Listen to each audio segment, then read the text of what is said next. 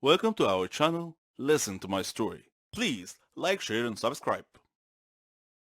Hey, my name is Anne. It was the summer break before college, and as a graduation kind of celebration and before each and everyone went to a different college, my best friends and I decided to go on a fancy summer vacation to one of the most beautiful places on earth. At least that's what I think, to Hawaii.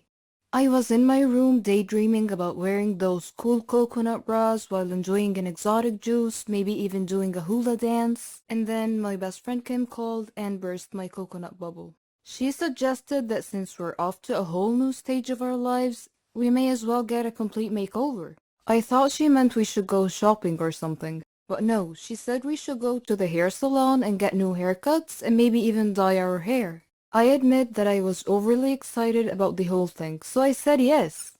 My normal hairdresser was on annual leave. She has always cut my hair exactly how I describe it. I love her. However, she has been gone for a while, and we couldn't wait any longer for a haircut, so I made an appointment with another hairdresser at the same salon.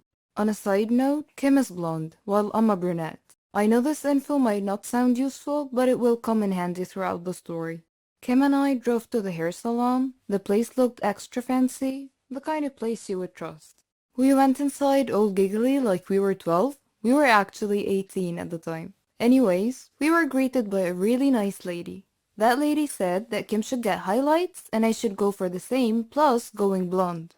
I was skeptic, but who cares? It's summertime. The lady put bleach all over my head and went to do Kim's hair. So, after 15 minutes, my scalp started burning like crazy. So I called the nice lady and she said it was time to wash the bleach. As she was washing my head, her smiley face went poker. Chunks of my now orange hair were all over the sink. Kim looked at me and her eyes got as big as my head. The lady asked me not to freak out and that she could cover the bald spots with a really short haircut.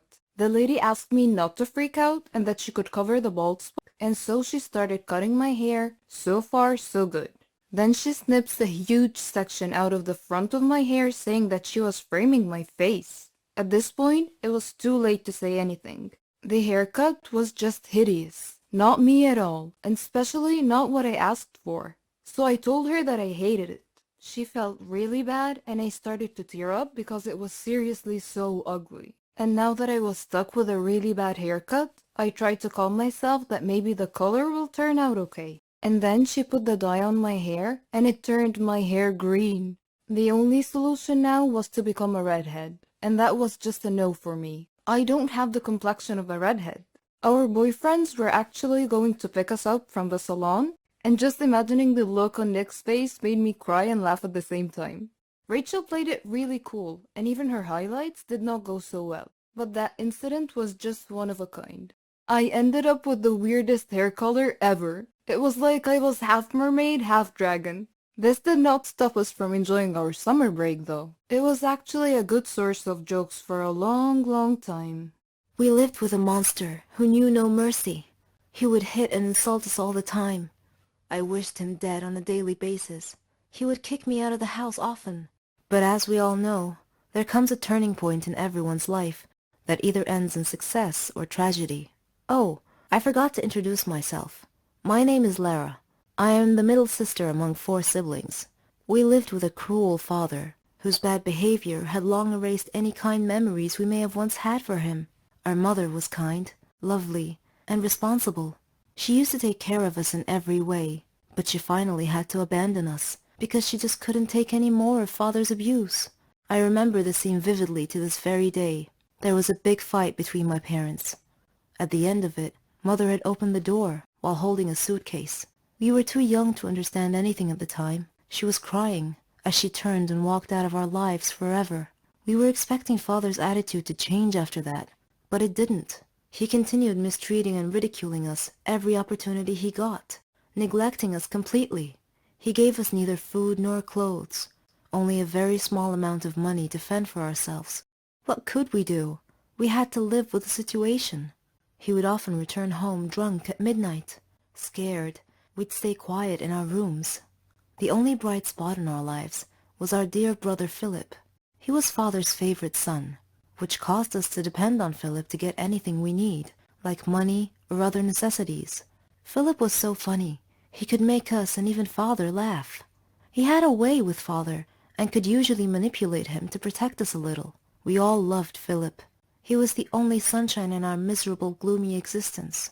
One day, we woke up in the middle of a stormy weather. We turned on the TV and listened to the news. It said the bad weather had spawned a huge tornado. It was heading our way. They advised people to stay inside. We all looked at each other, knowing full well that our old worn-out roof could not withstand the tornado. Philip said he needed to talk to Father. After he knocked and entered Father's room, we heard Father shouting at Philip. Philip had a look of fear on his face. Father then shouted, "If anyone wants to fix anything at home, then he is welcome to, but I will not fix anything." Philip gasped and said, "But Dad, it's a big tornado." Father then grabbed Philip by the collar and pulled him up close, saying, "Then you go fix it." Philip was so afraid he couldn't swallow. Father dragged Philip to the backyard. He brought nails, wood, a hammer, and a long ladder. Philip was terrified when Father pushed these things at him and told him to get to work. Philip begged, "Please, Dad," but Father just shouted, "Go." Philip took the nails, the hammer, and the wood and began to climb the ladder up to the roof. The wind was howling, blowing very hard, and I had a feeling of dread that something terrible was about to happen. Father just stood there, not worried about Philip's safety at all. To calm us down, Philip looked at us, as if to say, "Don't worry, everyone. I'll be okay." There were many wires on the roof. Suddenly, a strong gust of wind caused Philip to lose his balance, and he reached out to grab onto something to keep from falling. Unfortunately, he got hold of an uninsulated wire. He screamed at once and fell off the roof. We watched, horrified, and began screaming. Father frantically rushed over to Philip's body lying on the ground. He lifted Philip's head into his arms and rocked him gently, but Philip was dead. He got electrocuted. We had never seen Father cry, but he cried a lot that day. At Philip's funeral, we all stood and looked at the photo, showing Philip smiling like an angel. Father hugged us as a group and said, "Please forgive me, kids. I'm so sorry. I didn't realize that I loved you all so much. I'm so sorry for not being a good father." We believed him. We hugged him back. He was being sincere with us for once. From that point on, he was a changed man. He gave us everything. Love, attention, money. Now we love our home and our lives. I can finally say truthfully, with all my heart, I love you, Daddy. I adore my family. I adore our get-togethers, our joking around, our meals, everything. I can't imagine my life without them. But one day, I almost killed them all. No, I'm not insane, I assure you, so don't worry. I'll tell you what happened. My name is Ginger. I'm 18 years old. As you can see, I'm wearing an apron. This is because I love to cook. I like all things kitchen-related. My happiest moments are when I see my family eating a meal together. I always cook for them. They enjoy it too, and they support me. They let me try different dishes from different countries. I like to listen to their opinions about my cooking skills. I'm also addicted to cooking programs. One day, my cousin Charlotte came to visit before Thanksgiving Day. She likes to dress all in black, and today was no exception. For some reason, she had called me earlier and asked me if I had ever heard of Thanksgiving Day curse. I said no, of course. So she told me that the curse applied to large families who ate a big meal together on Thanksgiving. The curse was the result of an evil spirit named Vicky, who would possess the cook's body in some family's household and poison the whole family. She said that Vicky used to be a housewife who was a great cook and who loved her family, and yet she poisoned them all during Thanksgiving meal. She watched them die one by one, and then she killed herself as the grand finale. At first, I thought Charlotte was joking and trying to scare me, and I told her that it was nonsense, just an old wives' tale. But she said that every legend was usually based on facts. I paused for a second. That was partly true. I went to my room and searched the internet, and found the same information about the curse that she had relayed to me, which frightened me even more. Vicky was just like me, or was it the opposite? I stopped myself from getting deeper into this. I needed to focus on preparing the meal. On Thanksgiving's Day, my father bought some groceries, which included a white bottle of liquid.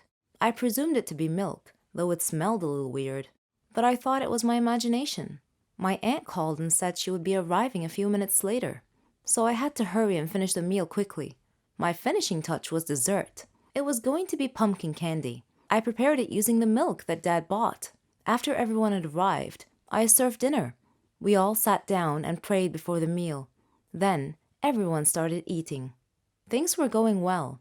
Everyone was chatting merrily and complimenting me on the food. I was overjoyed, but somehow I couldn't shake this feeling that something was wrong. I looked at Charlotte, but she smiled supportively. Suddenly, one by one, the people around the table started clutching their stomachs and groaning in pain. The last thing I remember before I lost consciousness was my brother calling the ambulance. When I woke up later, I was lying in a hospital bed alongside all my family members, who were also lying in the hospital bed. The doctor came in and reported happily that we would all be fine. Then he looked at me and winked. He also said, "Next time, young lady, I suggest not using white paint in your cooking." And that was how I almost killed my loving family.